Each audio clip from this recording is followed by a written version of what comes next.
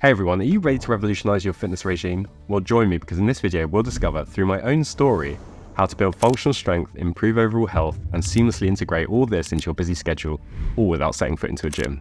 Let's get into it.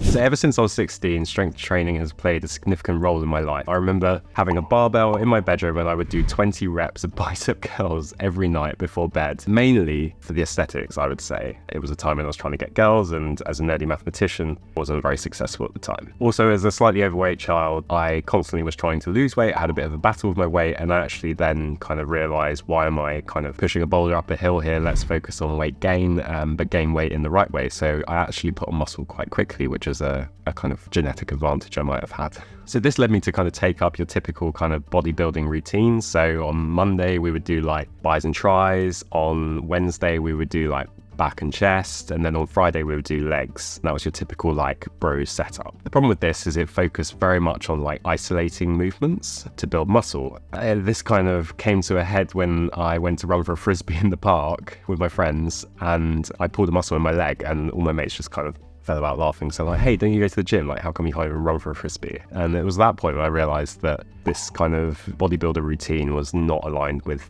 my key objectives, which was general, overall, foundational, functional strength. So yeah, this incident led me to look at my fitness goals more closely and realize that what I was doing wasn't really aligned. I would go to various consultations at gyms where they'd say, what are your fitness goals? Is it powerlifting or is it bodybuilding? And I was kind of always like, well, neither of those. Like, my priority is just to be functionally strong, healthy, and, you know, potentially look good. But, you know, I wasn't that vain, so it didn't matter. And the guys in the gym never really had a good answer for that. And it wasn't until I joined the better gym, Third Space in London, which is a lot more expensive, that they introduced me to things like the WOD and CrossFit style training, which was full body, and that fit much better with my routine, because if you do full body every day, it doesn't matter if you're kind of too busy to, you know, do your Friday leg session, or you just skip your Friday leg session. You would have hit those legs earlier on in the week.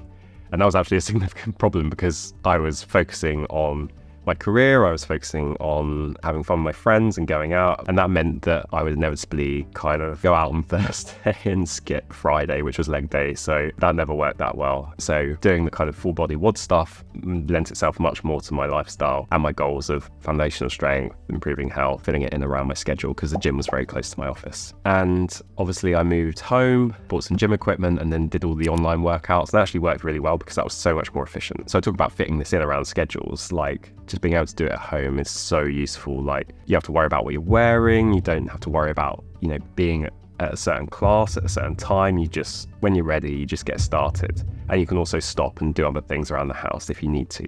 It's just so efficient. And if your goal is not like to be the very best, then I find it works so well. During lockdown, we had a huge amount of time, so I did a huge amount of working out. I did like an hour of WODs every day, so mainly kettlebells training, dumbbell training, and eventually competed in high rocks in London and got a terrible time, but made it round. And I think that's kind of a testament to the strength training that I was doing at the time. Like, being able to complete that, I would say, is a relatively good achievement, although on a great time. So as I said, a lot of my training up until, I guess, the CrossFit style functional training was quite artificial. So it wasn't really integrated into my everyday. I would literally be sitting at my desk working most of the day, and I'll go to the gym for 40 minutes, and they call this like artificial exercise, which is basically designed around maximizing your speed or your VO2 max, or maximizing your strength for aesthetics in a certain area. It's not really geared at being a functionally useful human being and protecting yourself against injury and all this stuff. It's not really natural, is what I was getting at. And it wasn't until I read Peter Attia's book about longevity that I realized that there are other people out there that had similar goals to me. So Peter Attia's book is all about, you know, having a basic functional level of health to allow you to do the things you want to do. He talks about having a health span versus a lifespan. And that's something that really resonated to me, because a lot of the reason why I exercise is because I want to be able to do things like skiing, running, cycling when I'm older. And I realized that if I lose that ability now, it's going to be really, really hard to get that back. So yeah, Peter Attia's book talks about how important strength training is to increase your health span within your lifespan, so increase your ability to be able to do the things you want to do when you're older. Muscle mass begins to decline in your 30s, and I'm over 30 now, and I'm quite acutely worried about this. And Andy Galpin, a strength and fitness coach, you can find him on YouTube, talks about how you lose strength 2 to 3 times faster then you lose muscle mass. So it's super important to keep the strength up, because that's what helps you prevent injuries. That's what enables you to do the things you want to do. Another reason to want to do strength training regularly is to increase bone density. So that's been scientifically proven to promote health span, prevents basically fragility and bone breaks in the future. And then there's obviously the kind of slew of health benefits exercise and strength training in particular helps protect against. So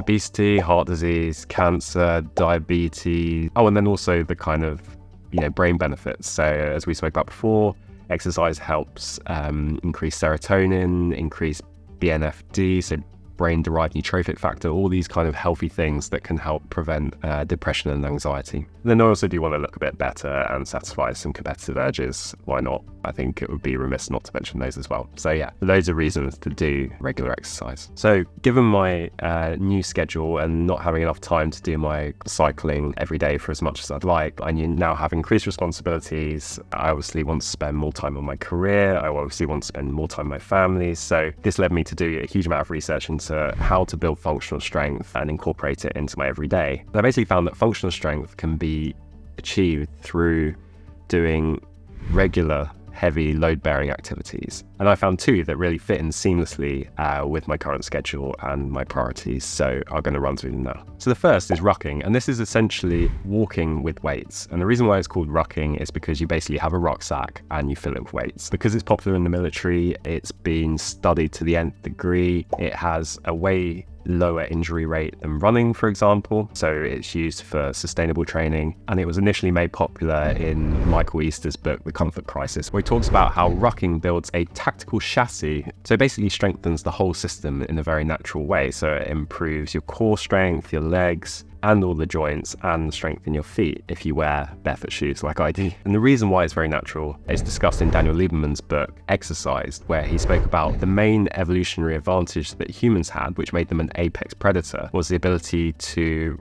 run long distances in hot weather to track down prey and animals and then carry them back to camp. So basically, we evolved the ability over our chimpanzee cousins to be able to do that more efficiently and effectively, which gave us a kind of competitive advantage. You can see how the human body's actually evolved to do that. So we grew longer legs than chimps, which meant we were more efficient runners. We're bipedal, which made us more efficient as well, so we weren't knuckle dragging. And then also we developed the ability to carry things. So we have opposable thumbs and the ability to kind of lock out our joints as well. So rucking essentially simulates this. So I've set myself a goal of going out, doing 10,000 steps, carrying ideally 20 kilos. And this is where it's interesting. It fits in with my kind of new lifestyle because obviously I have a young child and the child weighs about 10 kilos. Obviously started off taking him for a walk with 10 kilos, found that to be quite taxing. And then more recently, I've got this rucksack here, which I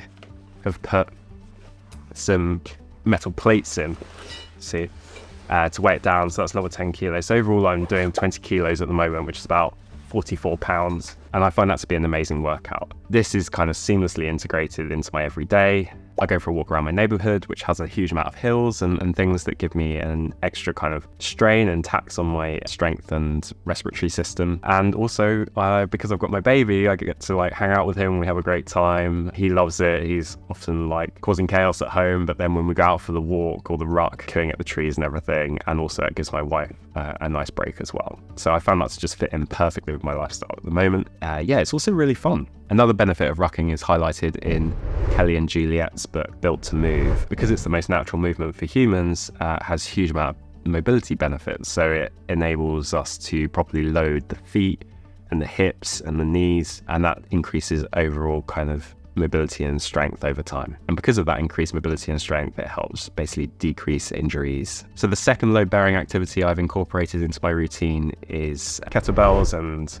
dumbbell training, and this is essentially HIIT training. It's integrated seamlessly into my routine because I do it for 20 minutes in the morning before my wife and baby get up, and this helps build grip strength, which Peter Attia says has a strong correlation with longevity, and it also helps build strength in those kind of compound moves, so squats, deadlifts, thrusters, burpees. And again, if you look for the kind of functional tests in Built to Move, some of those are things like getting up off the floor, having hip mobility and squatting, kind of key functional moves that they think are really important to incorporate into your routine. One of the other benefits of kettlebell training is it really improves your kind of hip thrust strength, which traditional bodybuilding doesn't really hit, but I found that to be an incredibly useful functional move. So particularly if you're into skiing and other kind of key sports, quite often involve some sort of, power from the hips.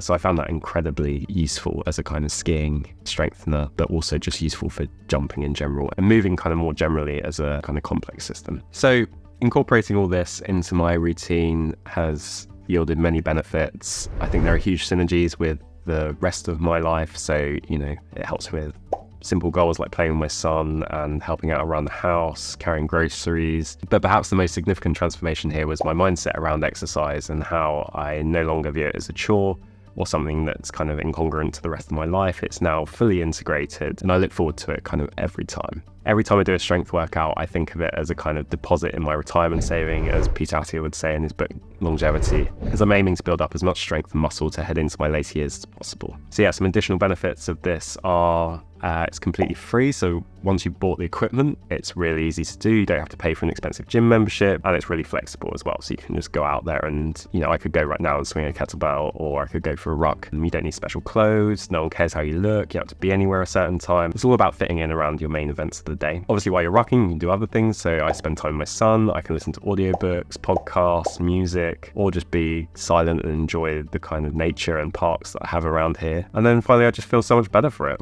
And it's great to get outside. And if you enjoy Andrew Huberman, you get your kind of morning light. If you do it in the morning, your morning sunlight, it's just an amazing way to kind of enjoy fresh air and build strength at the same time. And then the final point is this is completely sustainable. So I don't rely on any other kind of gym or fitness coach. I bought the equipment. I should be able to just do this indefinitely. And the other thing that's great is because this has such a low injury rate versus running, I feel like I'll get injured a lot. So today, fitness for me is not really about how big my muscles are or how much I can lift. It's about being able to show up in the best way possible for the people I love. And that includes myself, not in the narcissistic way. It's about being able to enjoy life to the fullest without injury and full of energy. This is the kind of fitness that I aim for, and I believe it's the kind of fitness everyone out there needs. That was my fitness journey.